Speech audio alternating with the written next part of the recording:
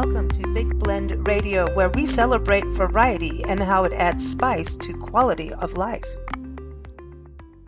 Welcome to Big Blend Radio's special Giving Tuesday podcast. Of course, you can listen to this after Tuesday anytime and support those who need anytime. Today's show, we feature author Clifford Garstang, artist Victoria Chick, travel writer and author Lisa Evans, world champion horse trainer Christy Wood, and Ivan Levin from the National Park Trust. We're looking at ways that we can support our parks, the arts, our military, children, and so much more. There's so many ways to give.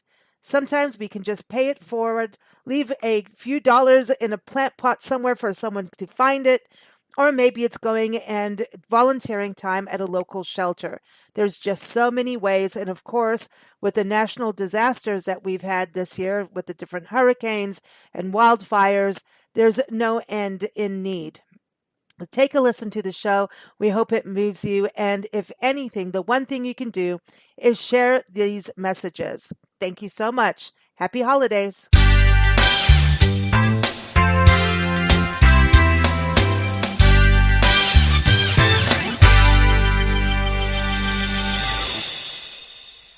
We're excited to have Ivan Levin back on the show from the National Park Trust. And this is one of our favorite nonprofits.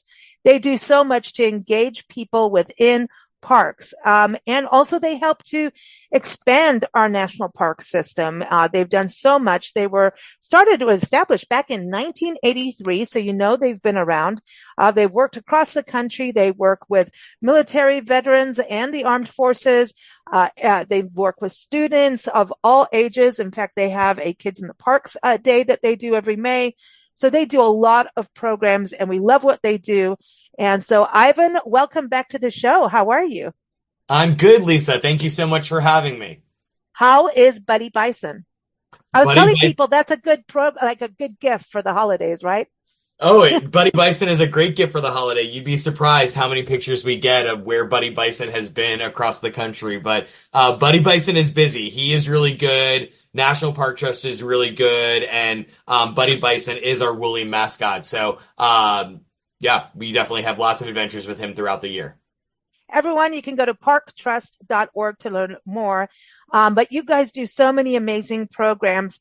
How, when you look at 2024, you guys were busy all year. I keep going and I love following you on social media and your Park Passport app, everyone. This is a great app to get over the holiday season. So when you're road tripping to family and friends, stop in parks and map it and be part of that and get your digital passport stamped right on your phone as you go across. So that's a great family activity. So that's just another one of your programs. But when you look at 2024, what are some of the accomplishments that you can tell us about? Yeah, 2024 has really been such a great year for the National Park Trust as we look back. As you mentioned, not only have we seen growth with the Park Passport app, which is a great digital tool that's free and available to everyone, and allows you to track your park visits and the activities, but also it gives you access to thousands of digital resources that you can view through each park tab. It also gives you access to those America the Beautiful passes, whether you're a fourth grader, someone who's just looking for their annual entrance fees to be discounted, or you're looking for that senior or military pass. Those are all accessible through the app. But in addition to that, we have been busy engaging all kinds of people across the country. We've engaged more than 100 Buddy Bison schools. Those are Title I schools that we engage through multiple national park and public land outings throughout the school year. That's more than 20,000 students that we're engaging just to that program alone. We've also, looking back with our college program, we've grown from 14 schools last school year to now 25 colleges and universities across the country this year. 8 of those schools are historically Black colleges. And when you add all that up, that means that we, the National Park Trust, help lead 49 college park outings in 2024 and engage more than 1,000 college students across the country. And with that college program, it's all about engaging groups of people and individuals who haven't been invited outdoors, don't see themselves outdoors. So it's really a great opportunity to engage new audiences in the outdoors and public lands. And then the last thing that I'll say is our military program, which you mentioned as well. As we look back on the last year, we hosted 29 military focused outings across the country. Those are engaging active duty service members, veterans, disabled veterans, Gold Star families, military family survivors, National Guard and Reserve Wow. families. I mean, everybody in between. And those outings are in national parks, national marine sanctuaries, state parks, all kinds of different public lands across the country. And when you add all that up, that's almost 250 families that we've engaged in 2024 through our military engagement work. So it has been a busy year. Wow. This is amazing. It's amazing to see how much you've done. And in regards to expansion of parks, public lands, can you touch on what the Park Trust does? Because that's where it all started, right? And then it's like, now we want to engage the people in this land. Absolutely. As you mentioned earlier, this year is our 41st year. We were established Wow. back in 1983. And we were established, it's in our name as a land trust. You know, we worked predominantly until 2008, as a land trust where we still worked exclusively with the National Park Service to acquire land that's in or adjacent to national park sites. And when those become available and they're a priority for the Park Service, we acquire those lands and then give them to the National Park Service so that they're protected forever. But it really was this pivotal moment in 2008 when the National Park Trust leadership met with Bob Stanton, the new National Park Service director at the time and part of the Obama transition team.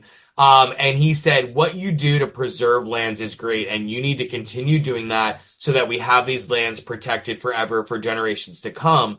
But what you also need to be doing is engaging the next generation. And it was really because of that comment that the Buddy Bison school program started, that Kids to Parks Day was established. And now as we look back, that's now grown into really our youth and family engagement portfolio, where, as you mentioned, we're really engaging kindergarten all the way through high school, college with our college program, and then families and young adults through our military work. So that really is kind of the quick synopsis of our history and where we've come from, but why it's so important, especially today, to make sure that not only lands are protected, but that we're getting people excited about those lands, people that want to give back to those lands, and people that want to continue engaging and enjoying those lands in the future. So when we look at Giving Tuesday and everyone, we've got all the way through December 31st to give to nonprofits if you're trying to fix what's going on in your budget for tax purposes, etc. But also look at, the next year too.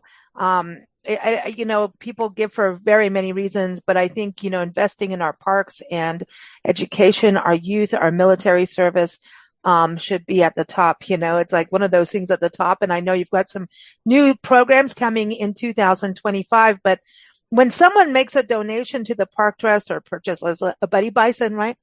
That money goes into these programs and maybe into specific, pieces of land that you're preserving, right?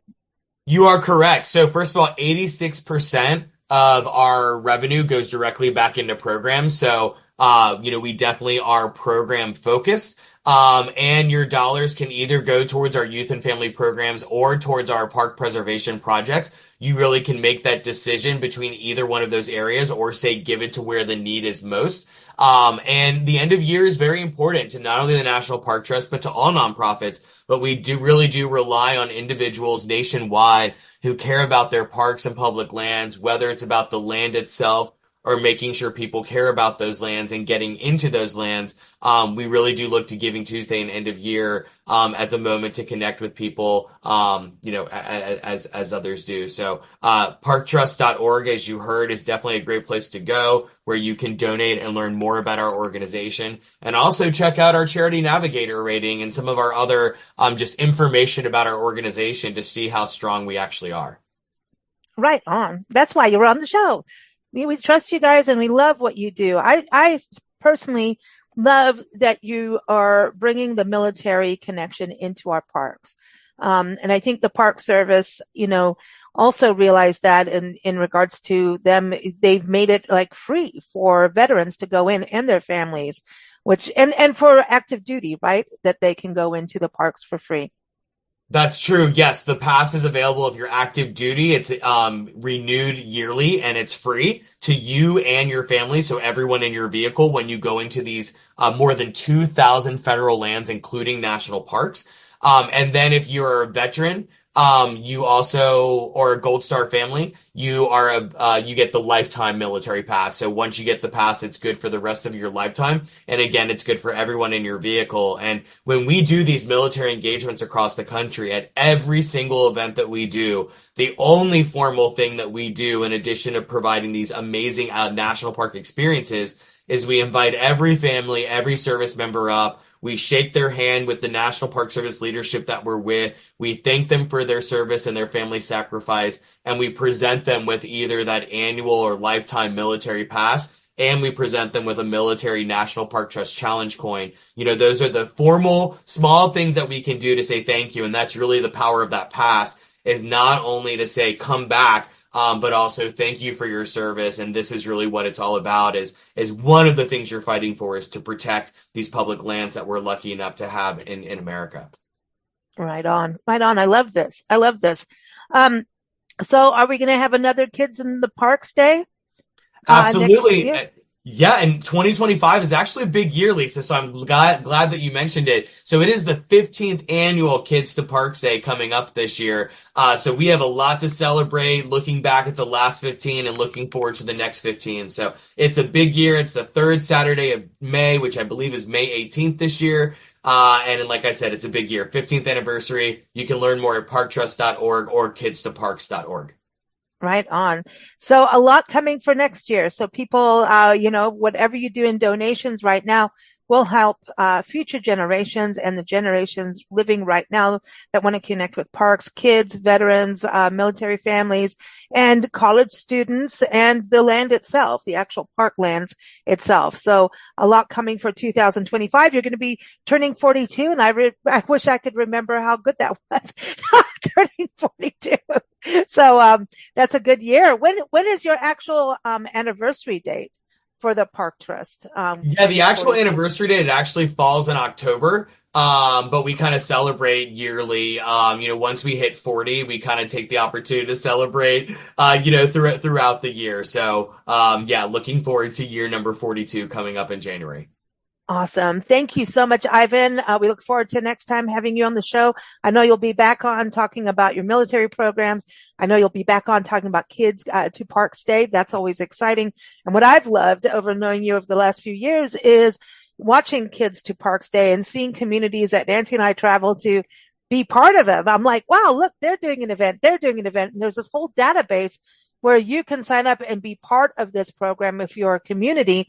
So, we're talking about Giving Tuesday and the financial donations, but I would also encourage communities and parks to be involved with these programs that, the Park Trust, National Park Trust puts together, because that will really benefit your community. And that helps communities financially too. Parks do bring in an economic factor into tourism, and they also improve the quality of your life. So I think that's another point that I just kind of want to throw out there, Ivan, that, supporting our parks and people to parks, it actually helps the communities that have the parks financially, and with having the right kind of infrastructure to host people, as well as the local community, right? Oh, absolutely. Don't even get me started on the economic impact of parks and outdoor recreation. I think the last number I saw was 1.3 billion that the outdoor industry has brought in over the last year. And I have another stat around national parks. So it is a huge economic driver, not only national parks and public lands, but outdoor recreation in general. Huge economic driver for local communities across the country. Ooh, I love to hear it. We're going to have to do a whole show on that. Let's do that. Oh, anytime. Let me know. I'm all like, I know, because now I just want to start on. Go for it now. It's like one of my passion projects right there, is to get people to understand how much they do. And it's responsible tourism. It's light-footed. It's taking care of your community, it's just a really good thing. And it's a way to also protect your history in your communities as well. Everyone, You're again, parktrust.org. Thank you, Ivan. We look forward to next year, and happy holidays to you and yours.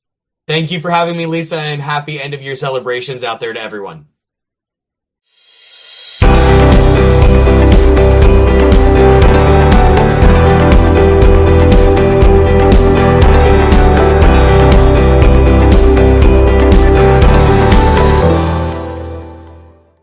So in keeping with Giving Tuesday, and you can give on Tuesday and Wednesday, Thursday, Friday.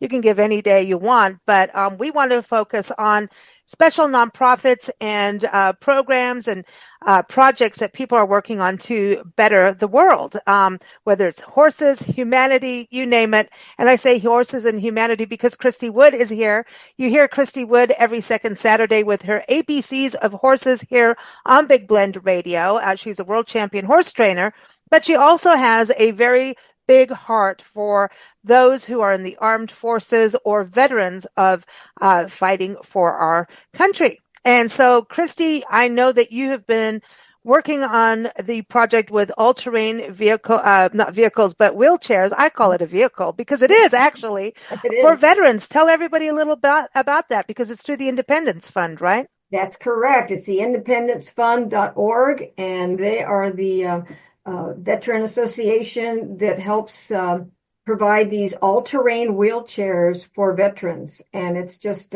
it moved me a lot several years ago, and I decided to do fundraisers to raise enough money. The rail chairs, or the track chairs as they're called, are about $16,000 a piece.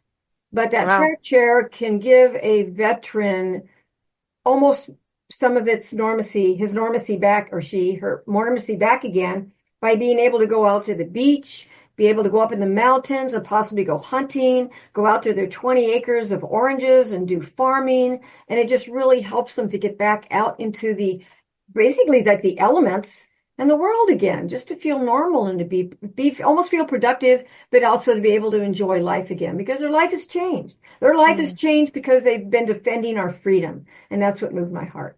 So independencefund.org is the website where people can go to contribute. Is there a way for folks to contribute directly to your projects, or should they just go to that website? Well, I do fundraisers throughout the year. I do mainly really large yard sales because people donate a lot to me. I've done some silent auctions at the clinics that I give through the horse industry. But yes, they can definitely go directly to the Independence Fund. If they want to put it through my name, you can just attach my name, say Christy Wood, the Christy Wood Wheelchair Fund, and you make your check out to the Independence Fund. No, don't make it out to me. But they have a savings account that they're keeping for me, and we're accumulating more money now we've given 2 wheelchairs away. So that's amazing. I sort of shifted my direction a little bit, and if I raised $5,000, then I can actually send a caregiver off to a retreat for a week.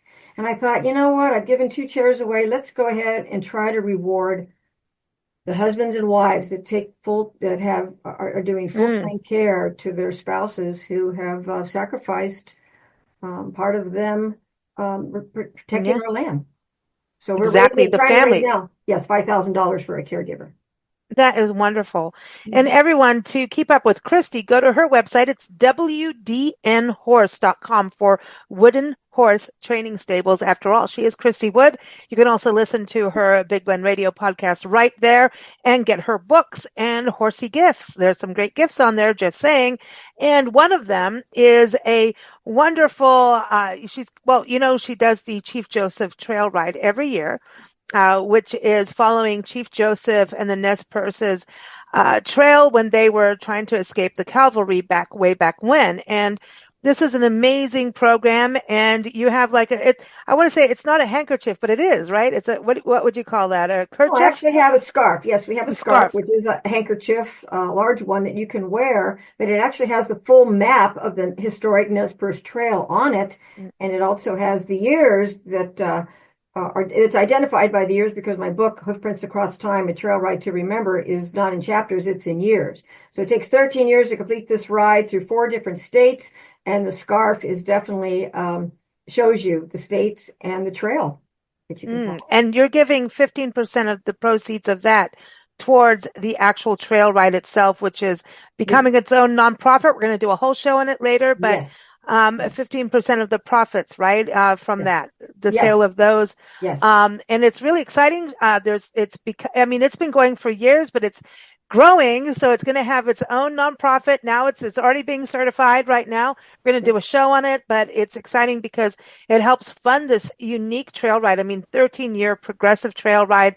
And it also will help in scholarships, which is very exciting. So stay tuned for that podcast in the future. But as always, Christy, good to have you on the show. Thank you so much, everyone. IndependenceFund.org is the website to go to be part of that program for our military veterans. Thank you very much. Thank you.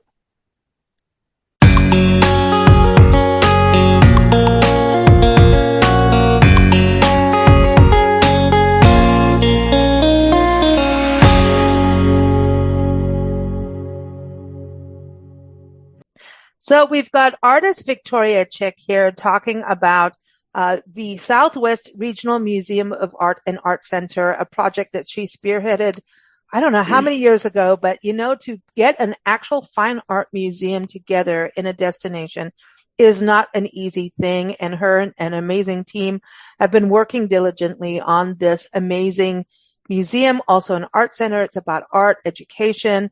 And this is all in Silver City, New Mexico, which is in the southwest corner. Now, as we all know, New Mexico, the land of enchantment, is known for art, especially Santa Fe. Albuquerque is really good with all their public art. But southwest New Mexico and Silver City, which is an art community, it's just time to get them on the map with a fine art museum. It's the cherry on the top of a cake. You need to have the cherry on the top, and it will do so much, not just for visitors to the area, but also for the surrounding areas. A lot of small communities up in the mountains and hills where art education is so important to these small communities. So, Victoria, how are you?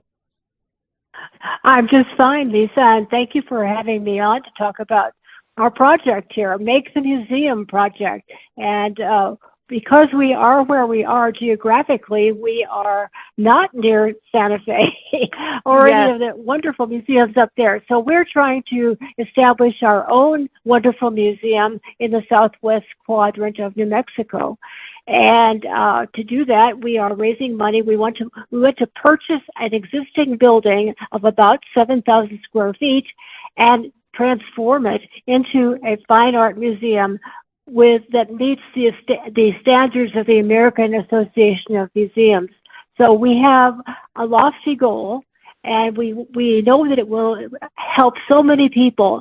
It'll be the only museum within reasonable access for any kid in our area. We will be a blessing to a lot of adults who now have to drive for a whole day to reach a museum in the state. So we're trying to fill a big gap here between Albuquerque and Tucson, Arizona, we are driving mightily to raise money to do this, to purchase a building and to renovate it completely. We already have wonderful artwork to go in it. And we're going to have other programs and that will enhance the actual exhibitions. So please, we do need help. If you want to find out more about us, we have a website. Just look up Southwest Art Museum. Just Google that, and you'll see what we have to offer.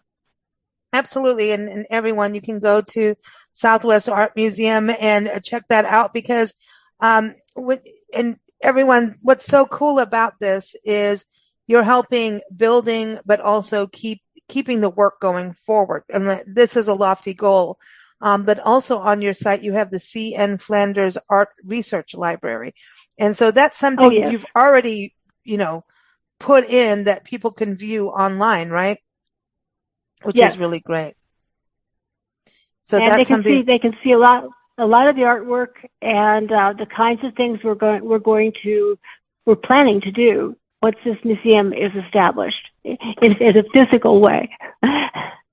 Yeah, and this is exciting. So this is, like you said, something that is a lofty goal.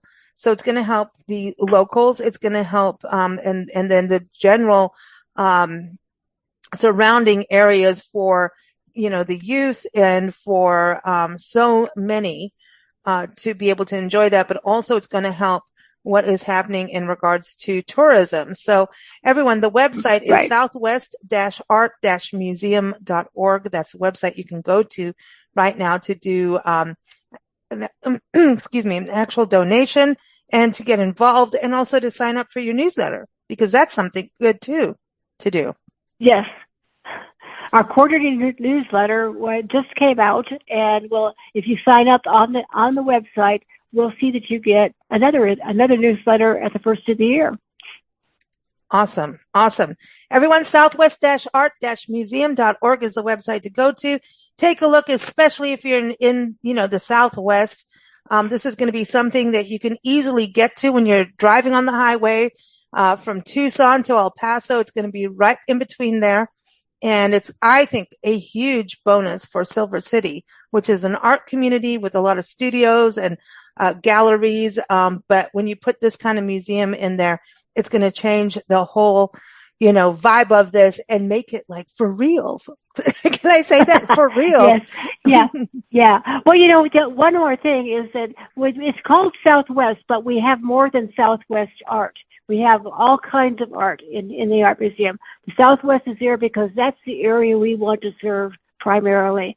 So because this area is not being served by by museums at all right now. So please, any help you can give is really greatly appreciated. Thank you, Victoria.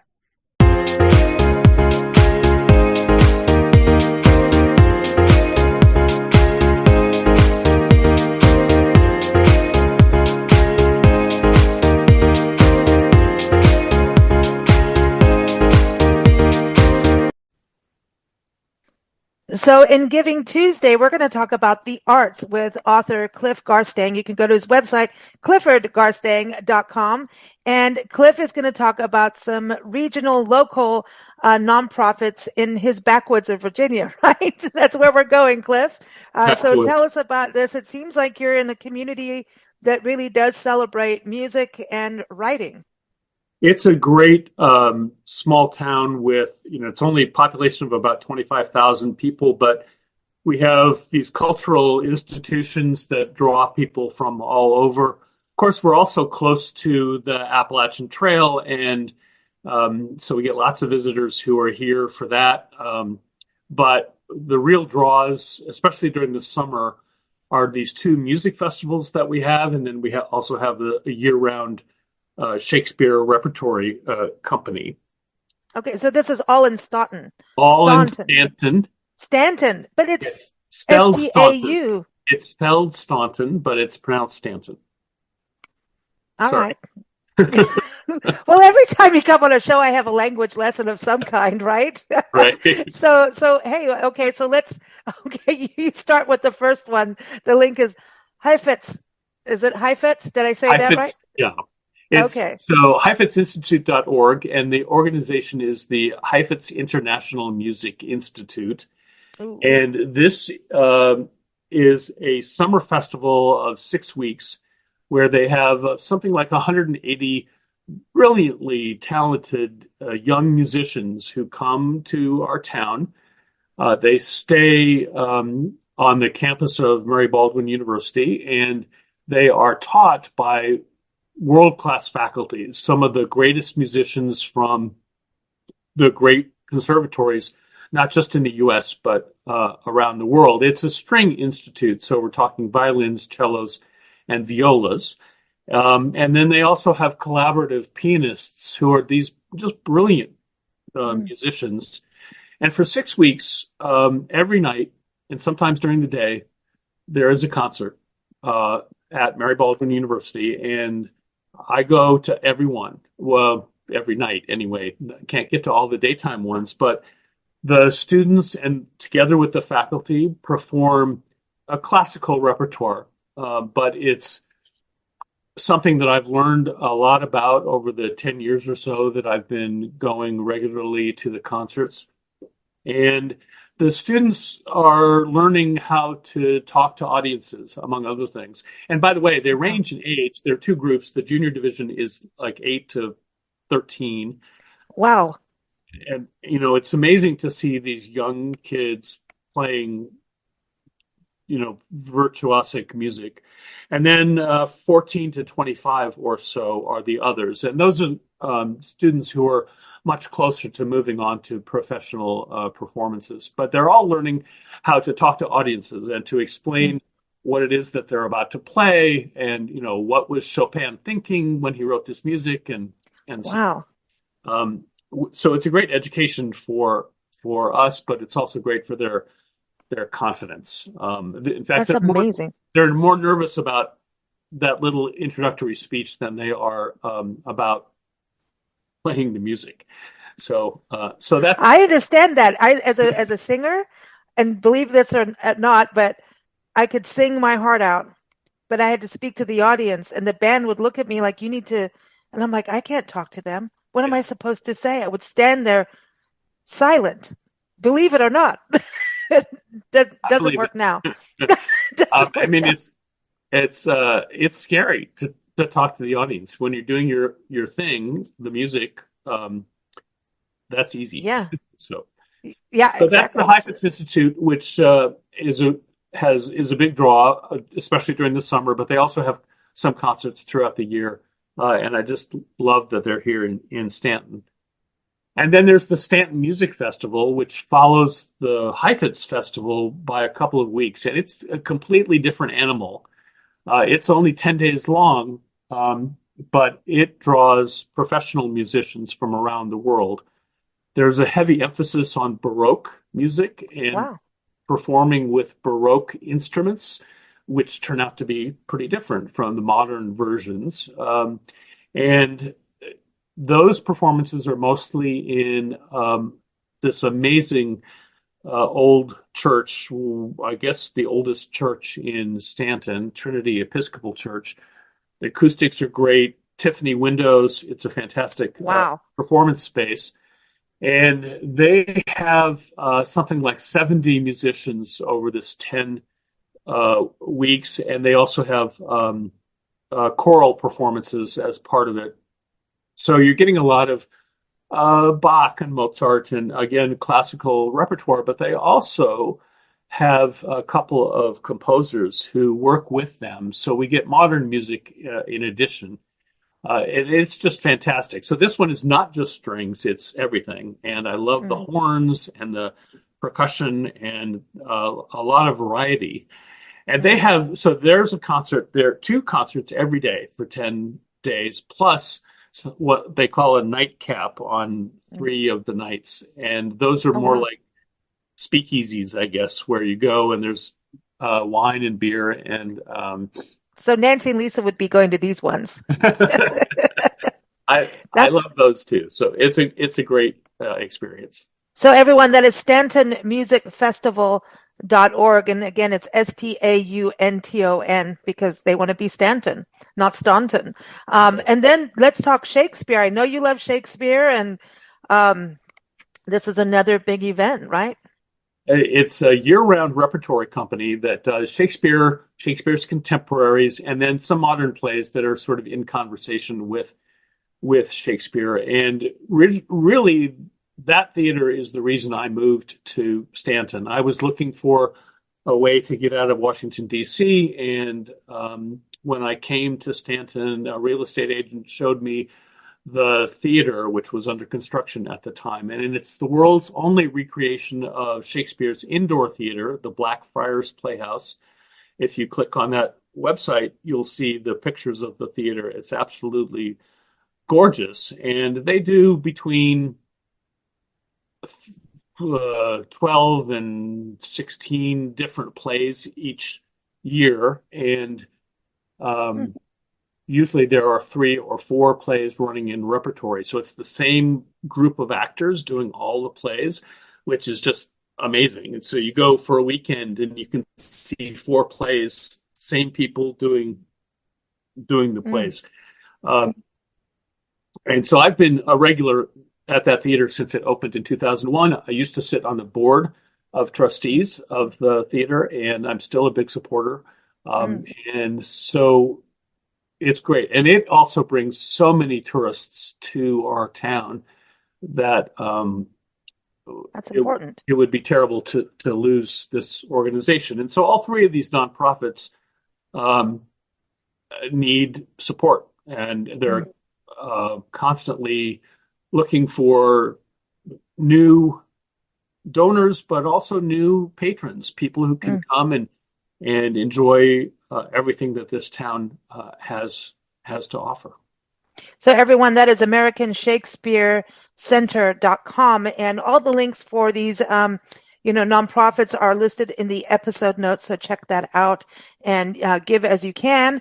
But even if you don't give during this holiday season, become a patron of the arts and maybe go to Stanton. And, when you support these kinds of nonprofits, like you say, they bring visitors in, and that helps small business, which helps the economy, which even keeps schools funded, quite frankly. So, it's a big deal when we look at this kind of tourism. It's part of the tourism where you can say you're not a tourist. You're actually part of the community when you support these kinds of programs. So thanks so much, Cliff, and everyone. Again, CliffordGarstang.com is where you can go to find out more about Cliff's writing and books. Thank you, and happy holidays again, Cliff. Thanks so much, Lisa. Great to see you.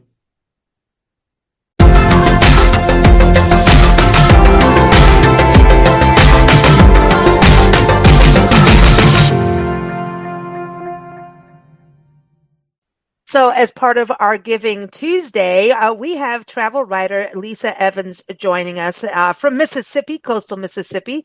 She's an author. She's the author of 100 Things to Do in Coastal Mississippi Before You Die. And so you should get it now. That's terrible. Go get it now. Go get it now. But, she really knows coastal Mississippi and the region really well. And when I said to her, hey, we're going to do a show about Giving Tuesday, because people are always asking, who should we give to, right? And there's so many nonprofits that need it. And we want to make sure it goes to the right place, right? The money that we donate or where we're volunteering can actually use that. And so Lisa is back on the show to give us some insight to a nonprofit that she wants to showcase. Welcome back, Lisa. Hello. It's good to be back. Sorry about that. I got caught over my tongue. Hey, I'll never talk about coastal Mississippi and dying at the same time. That was not a good intro, was it? but hey, I'm sorry, we're at the end of the year. Doesn't it kind of make us reflect on, hey, we didn't get to the places we wanted to, so maybe we should get our butts going. So that's all I'm saying. Yeah, no, this is always a good time to decide, where you're going, what you want to do in the future, and I'm sure I'm not the only travel writer that does this, but like this is the time when we sit down and go, okay, what do we want to focus on next year? Where do we want to go? What do we want to do? So, and, just to plan it. So, we have some kind of an idea what our calendar looks like. So tell us about the nonprofit that you want to highlight.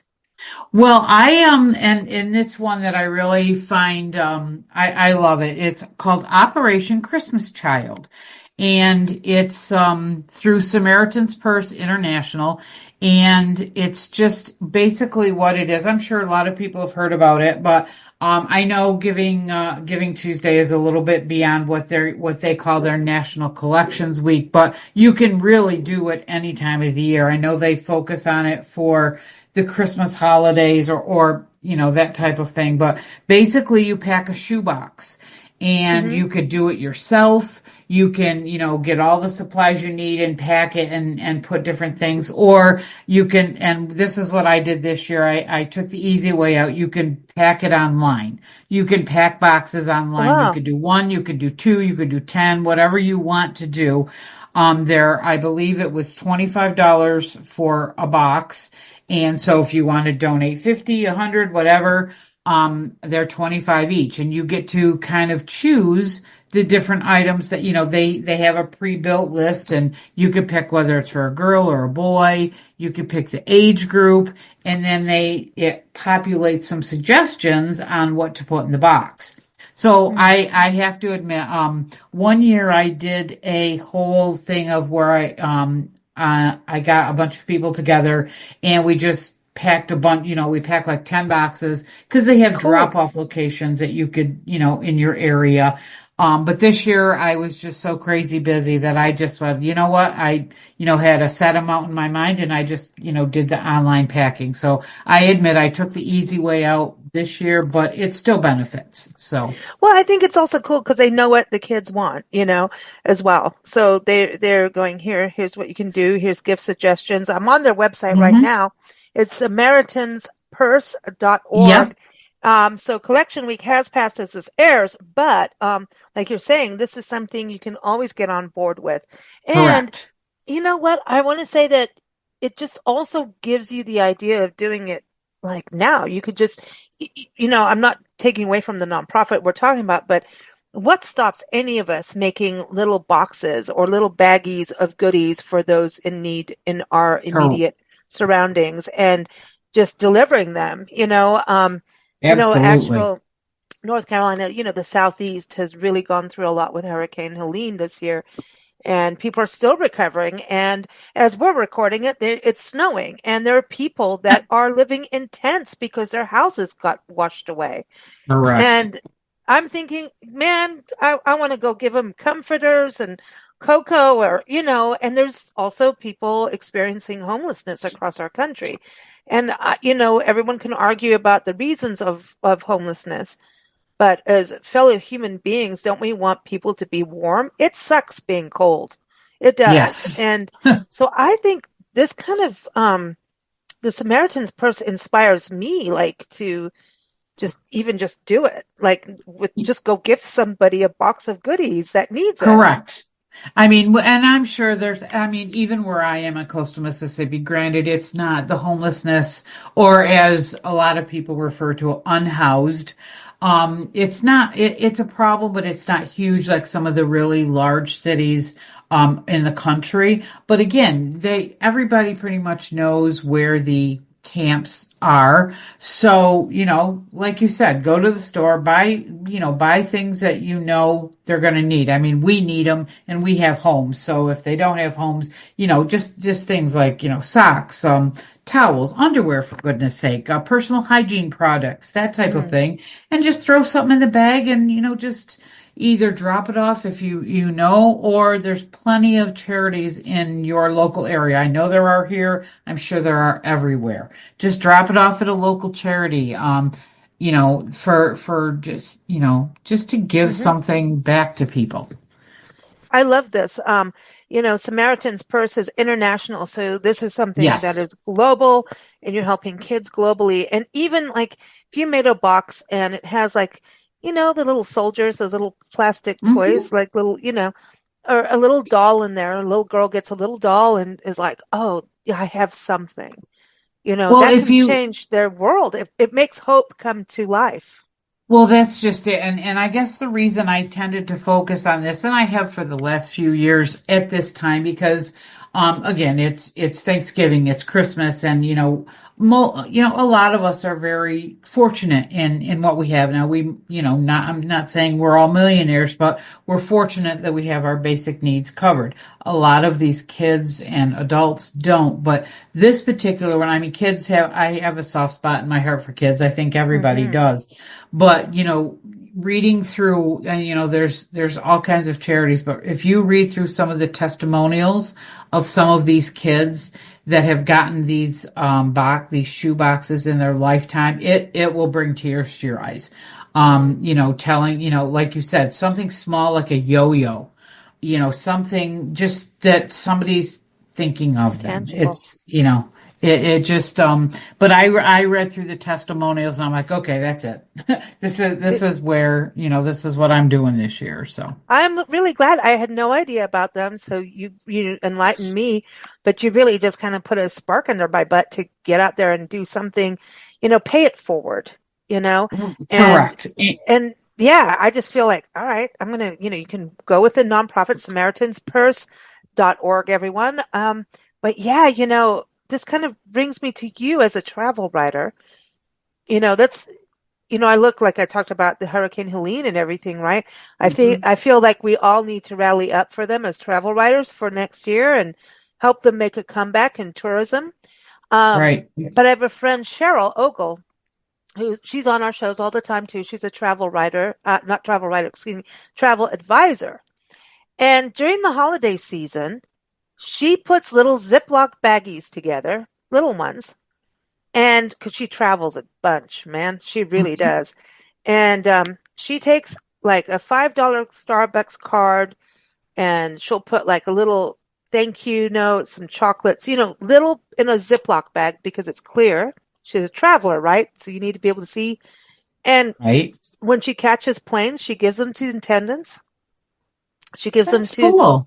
she just goes to, because these are like hard jobs. Like if anybody understands, one of the most thankless jobs is housekeeping in a hotel. All right. Yes. Or a motel, right? It is hardcore work, and you should always tip in your hotels and motels. Even if you don't like the hotel or motel, um, they go through don't blame the housekeepers on it, man.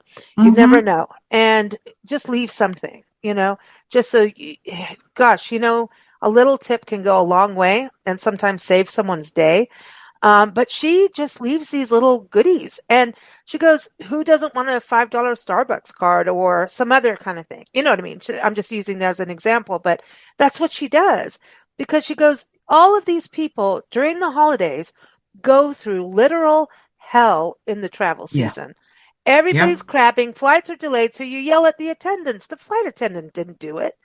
The Right. person at the Exactly. front desk didn't do it. So she's just like, everyone, pack those little Ziplocy bags and pack some patience.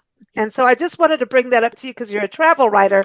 I thought you would like that, That that is a idea. great That is a great idea. And, I, another kind of variation of that is, years ago, my sister-in-law used to do something similar with like you said, the $5 cards or even a $5, used to be, you could, just put a $5 bill in there. And then she'd always put in like Hershey Kisses or M&Ms or something in a little Ziploc. And her purse usually always had like 10, 15 of these everywhere she went. She'd like the grocery store, anywhere she went, she'd just pull out one and hand it to, it was really cool. Yeah, it's gift cards. Even a Yep. Walmart gift card or just a plain cash gift card kind of thing for Yep. someone who needs it. So you're not dictating what they need or want. I mean, I just think it just shows caring and brings joy. Like in a time where the holidays, actually, people get really crabby in the most joyous time of the year. No, yeah, well, you're right. And if you stop and think about it, there's a lot of people that aren't really good with the holidays for whatever reason. Maybe it Oh, yeah, brings back yeah. bad memories, whatever. And a little happy, we call them little happies down here. A little happy goes a long way. And it just, it makes somebody realize that they've been seen, Mm, just that you see them. And I think that goes a very long way. And you never know what somebody's going through. They can be smiling, laughing, happy, and, they leave or they go somewhere and they're going through hell. So, yeah. a little smile, a little happy goes a long way. And all the people working during the holidays on Christmas Day, New Year's Day, New Yep. Year's Eve, think about them. Give extra because they're doing it for a reason, you know? Yeah, Correct. yeah. So just think of that. I just think the tourism world has carried a lot of people and made a lot of people happy. It's our job to give back in that way, you know? Um, I know, I was just watching, I don't mean to go ahead. interrupt, but I was just watching a special the other day. It was really interesting because you obviously, Maui went through horrific things last year, and they had a little, like a 5-10 minute ditty on how they have recouped and how tourism is such a huge part of that. So you're absolutely correct. Mm. Well, yeah, and I'm glad you brought that up.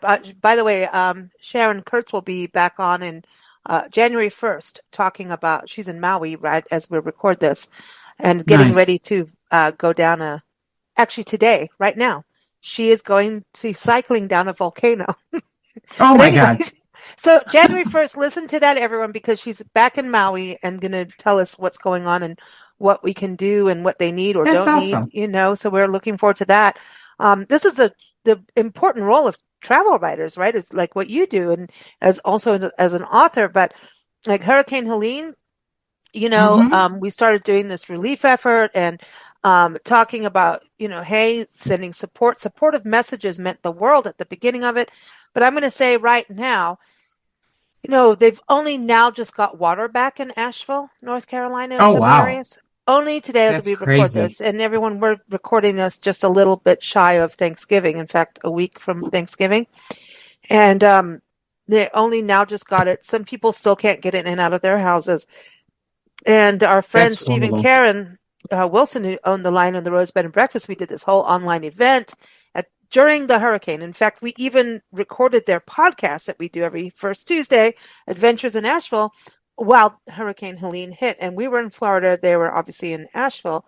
And then the next day, their podcast was supposed to air, and that had to change.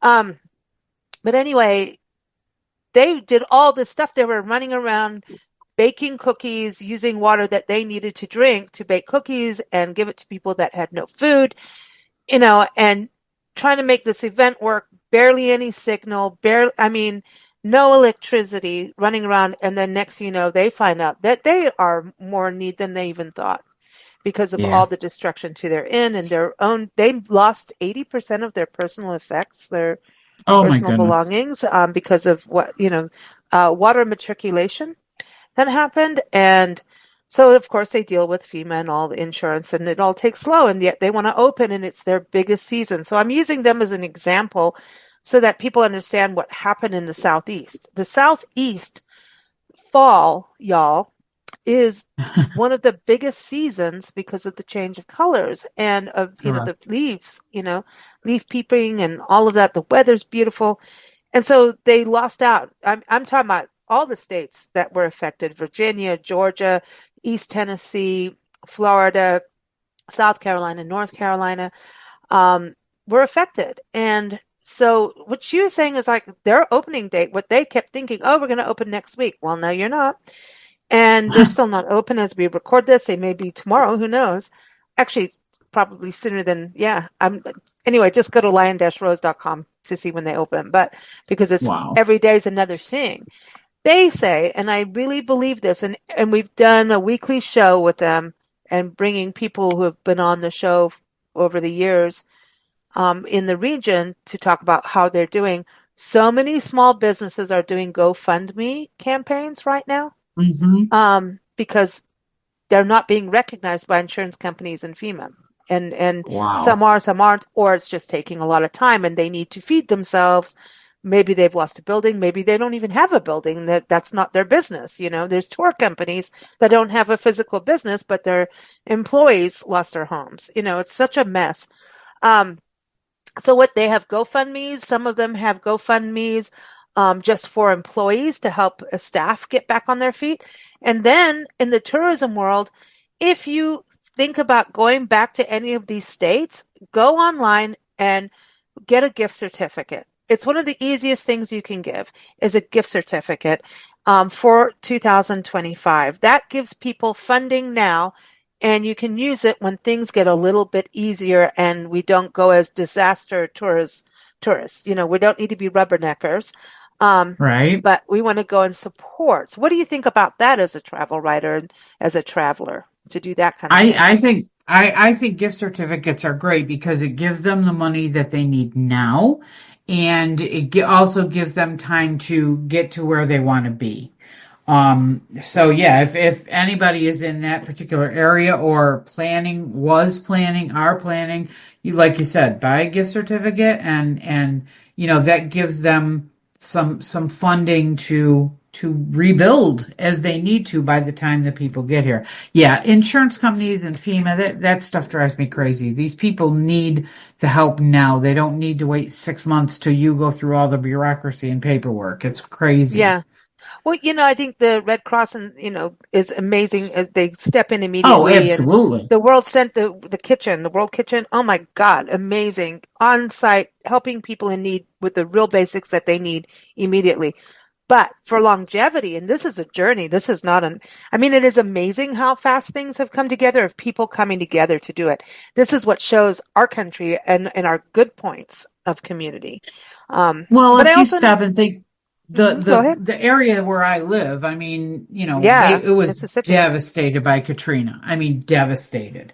And it was amazing how people from all around the country. I mean, I remember at the time I was still living in New York, my daughter, who was a teenager at the time, they volunteered, a group of them, and they came down and helped rebuild from New York. So, we know what it's like to be devastated like that.